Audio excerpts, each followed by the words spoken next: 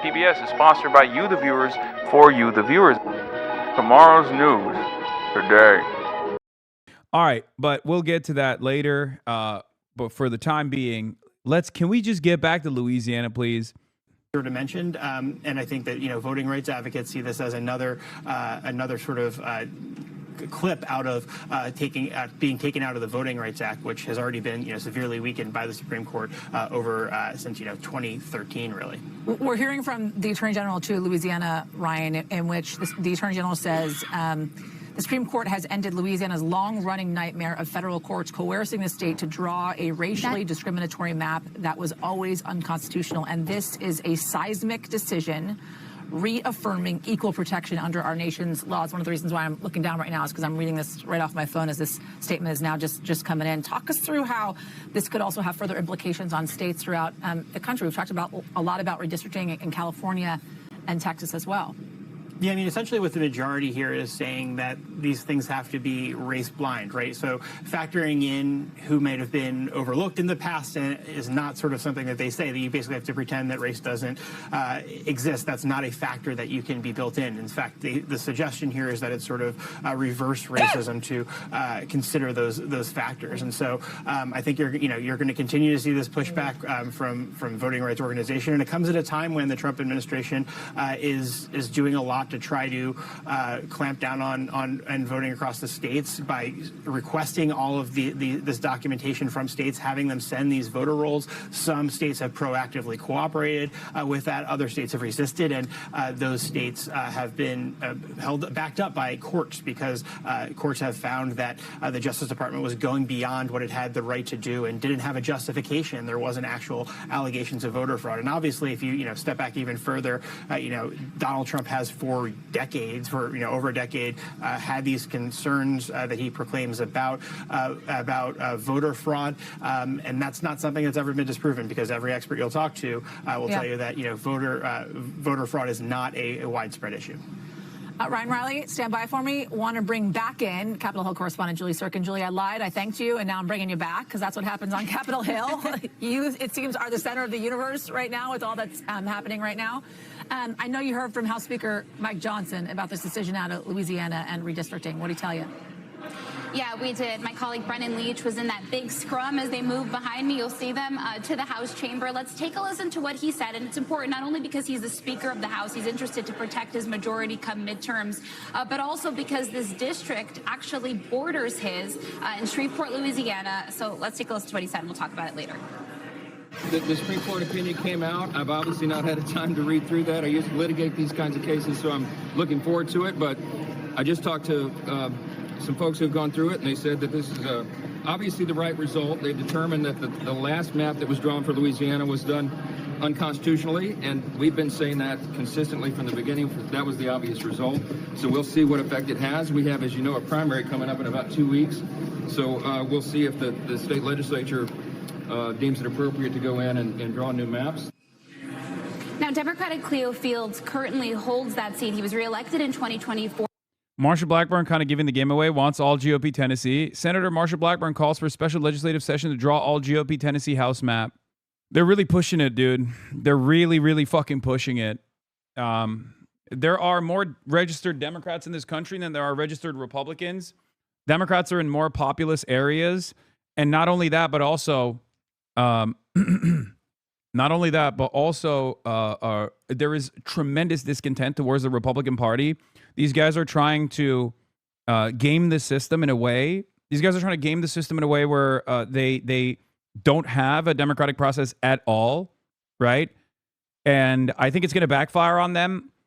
Hopefully, this lights a fire under the asses of the Democratic Party. The National Democratic Party has to fight back against this because this is now actually threatening their power, right? This is a very clear undemocratic power grab that they are engaging in, and they're going up the escalation ladder. They started this process. Democrats responded, and now they're doubling down. And I don't know where this actually ends up heading. Obviously, there's the idiotic gerrymandering that they could do that would technically backfire on them, like in places like Florida, right? Which is the threat that is stopping them, I think, from redistricting in a way where they have, instead of having, multiple safe red seats, they're going to have contested purple seats instead. You guys understand that process, right? Like, because Florida is red right now, and the district maps are designed in a way where they have comfortable, reliable +5 to +10 red districts. If they actually chop that up in a way where they redistrict to create more seats, right? To create more Republican seats, they end up generating unsafe seats where they're like +2, +3 Republican. It's not a guarantee that those seats will stay Republican, and Democrats could actually pounce. That was what Hakeem Jeffries was saying, where he said, we're ready for war anywhere and everywhere. What he was talking about is if you redistrict in a way where you now have contested seats, we will put money behind making sure that those new seats that you design that are supposed to be reliable Republican seats, because of the purple nature of said seats, we will do everything in our power to win those seats, right?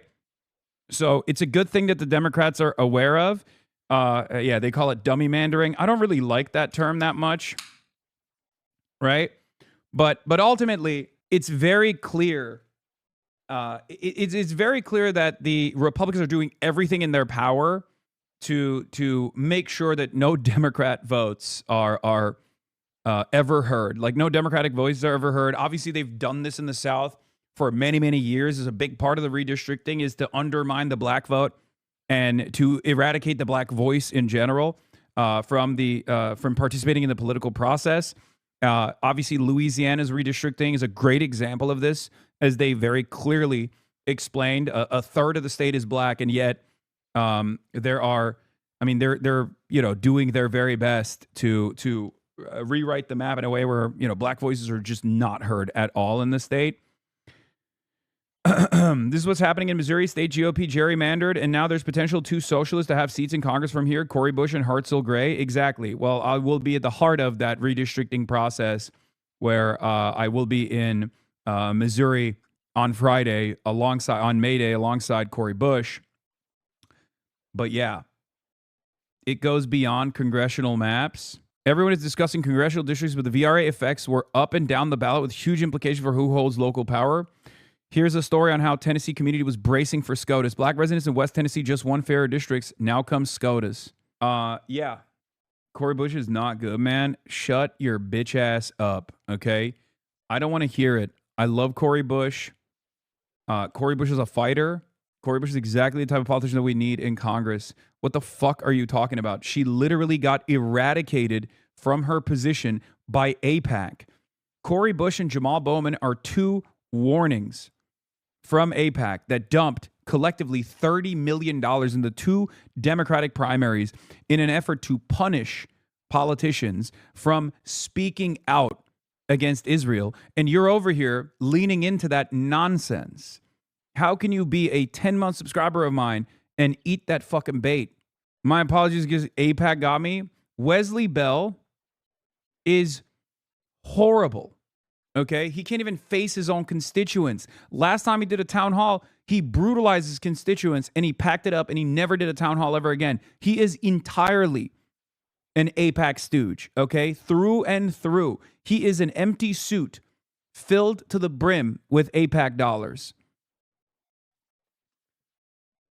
He was Cori Bush's replacement.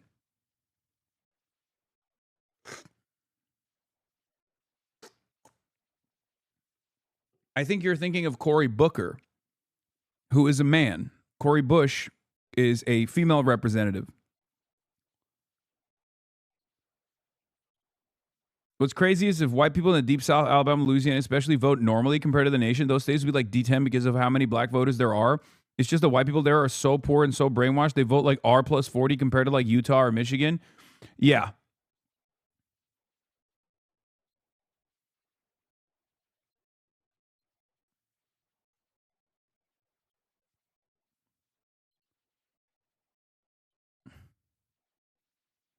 Anyway.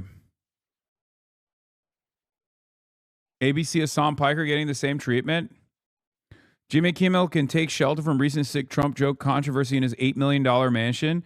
That's kind of crazy that they're just like, hey, oh, nice joke you made about the president. Here's your house. We're doxing you. I hope someone kills you. What a cool and normal response from this right-wing dish rag. Okay. Oh, good jokes, man. Hey, good jokes, comedian. Here's your fucking house.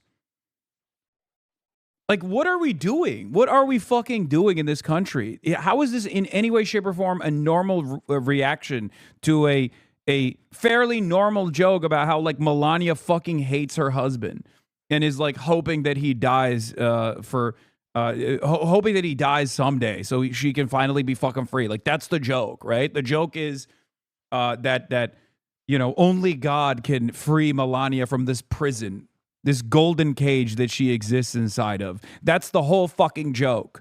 Oh my God. I cannot believe how much they're up Jimmy Kimmel's ass, bro. But as Ryan pointed out, this certainly gives Republicans the edge at a moment where they need one. We've been talking about their narrow majority. It's part of the reason why House Speaker Mike Johnson has such a headache on the floor right now when it comes. Listen, all I'm going to say is this on the Jimmy Kimmel controversy, which is not even a controversy at all. You can't be this unpopular and bitch this much, okay? Eventually, people are going to start whipping ass, okay?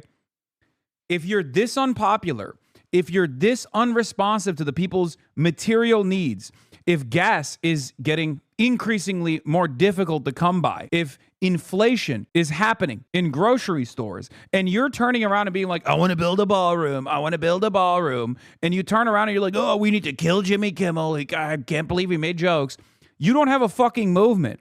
Eventually, you're going to have more people turn on you from your movement when they also recognize you're not serious. You're a fucking baby. You're a goddamn crybully, okay? It's unbearable, these guys. These guys are so fucking annoying. It's like adding insult to injury every day. We have to just like be at the mercy of a bunch of schizophrenic crybullies all the time. Ooh, I'm scared that you said 8846. How dare you? How dare you put 8846 in seashells on at the beach? That really terrified me. Of course, I was trying to prosecute you and threw the book at you and couldn't actually successfully prosecute you any other way. Now we found a court dumb enough in North Carolina to make this a fucking federal case, even though it's most likely going to get thrown out again. Ooh, I'm so scared. We have to do another media discourse cycle on how scary 88 or 8647. I don't even know the fucking numbers. Jesus Christ, 8647. Oh, you said 8647. It's fucking bullshit. Connor Reed's Pants says Jimmy Kimmel should actually threaten violence towards the president on TV as a joke. Would be a funny bit. I agree. He should really test out the boundaries. He should do a whitest kids you know bit on what you can and can't say about the president. Okay? He should be like, here is what is allowed under the First Amendment. Here is what is not allowed under the First Amendment, right?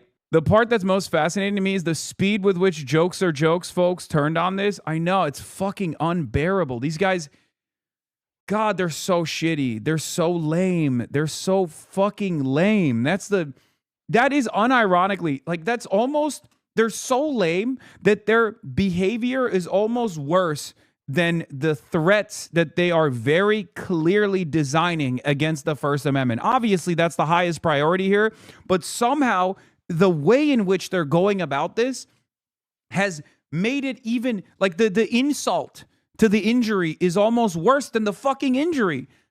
I can't stand it. I hate this shit so fucking much. I used to rip on a lot of the super woke, super sensitive people on my side as well when they used to do this, right? But I still understood and maintained the position that at least they had like a moral, at least they were on the right side of morality, right? Like they wanted to sanitize conversation and discourse to a degree that was unproductive and silly. Maybe they were far too predisposed with aesthetics and optics in a way that was unproductive, but at least they were like morally on the right side. They were like, oh yeah, we want to make sure that, we live in a better society, right? These guys want to live in an objectively worse society while simultaneously, in the most hypocritical fashion, try to fucking design that objectively worse society in a way where you can't even fucking say mean things about the goddamn president. What the fuck are we doing? He sucks dick, bro. What do you mean? Fix the problem, okay? You can't complain about behaving like a Nazi and then having people call you out for behaving like a fucking Nazi. Here's one quick solution. Stop being a fucking Nazi. Jesus Christ. Incredible, dude. They never posted someone's damn house for punching up. I know. It's always punching down with these people. That's the other side of this, like this humiliation ritual that we have to participate in somehow. We have to take sincerely as though they have a real point here every damn day of the fucking week. It's like we're at the mercy of madmen, a psychopathic, bloodthirsty cult of Trump sycophants that are running around saying, oh, you make jokes about my president? How dare you? Here's your home address. You should be killed by a lone wolf actor. You're a fucking psycho, man. Wake up. Meanwhile, again, we're getting back to the Supreme Court. Stop using the phrase sucks dick as an insult. Shut the fuck up. Shut your bitch ass up, dude. This is what I'm talking about. Stop being so fucking sensitive, okay? Jesus Christ, I hate it. I hate it so fucking much. Oh my God, I hate it when all of you fucking school marm woke lords do it, and I fucking despise it when the Republicans do it, okay? It's annoying across the board. Nobody likes it, okay? No one. And I mean, no one likes it. You do not come across as a more moral being when you behave like this, okay? Enough. Jesus Christ. To separate matters involving DHS funding and FISA reauthorization, that spy surveillance provision. But certainly when it comes to this tit for tat that we're seeing across the country, something that began in Texas at the president's direction. I know there's an additional voting rights component to this specific map and this specific decision from the Supreme Court. But just in the last couple of minutes, we also got news that in the Florida House of Representatives in that state, they actually just passed a new congressional district map that was proposed by Ron DeSantis, the governor there. Nah, bro, you're a public commentator. Looks unprofessional as hell. Okay, man, I'm fucking unprofessional. What do you want? This is how I am, okay? This is who I am. What is this, like, parasocial desire to forcibly change the dynamic of the fucking content that you're consuming? It's okay. I know this is an interactive medium, but it comes across as unbelievably annoying, okay? You know you can tune it out. You can turn off the TV. You can pick a different channel, okay? I'm sorry that I'm not perfect for you, okay? I'm not going to be a different person than who I am. Stop. This week, and that would give Republicans potentially another edge, potentially 4 additional seats to the House of Representatives. That still needs to go through the Senate, is expected to be tied up in courts, just as we've seen Louisiana and these other states be so far, but certainly a major development. And one that Republicans and Democrats are both paying attention to. The chairwoman of the DSCC, this is the committee tasked with reelecting Democrats in November. She put out a statement already, Susan DelBene, saying that this case may have been brought on by those who seek to suppress the votes of millions of Americans, but she says these schemes will backfire. She talks about how corrupt it is, a targeted assault of voting rights of Black and brown Americans, but she did say that Democrats remain poised to retake the House majority in November. So extremely interesting dynamic happening here as these competing maps move through the courts. We thank you for watching, and remember, stay updated. President Trump. Anyway, Democrats are the biggest adversary in the Iran war is an unbelievable bar from Pete Kegsbreath, drunk rapist Pete Hegseth. Anyway, just a couple years ago, you used to get to screaming matches with Chad. I just watch sometimes else. It's not hard just to watch what you like. Yeah, I don't even get into screaming matches with Chad as much lately. So if Republicans aggressively gerrymander the South and eliminate up to 10 Democratic seats under a narrowed VRA, Democrats could respond in blue states. For example, this 52-0 California map could become legal, flipping 4 red seats to blue.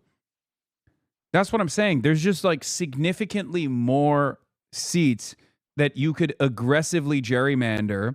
And then obviously the Supreme Court would decide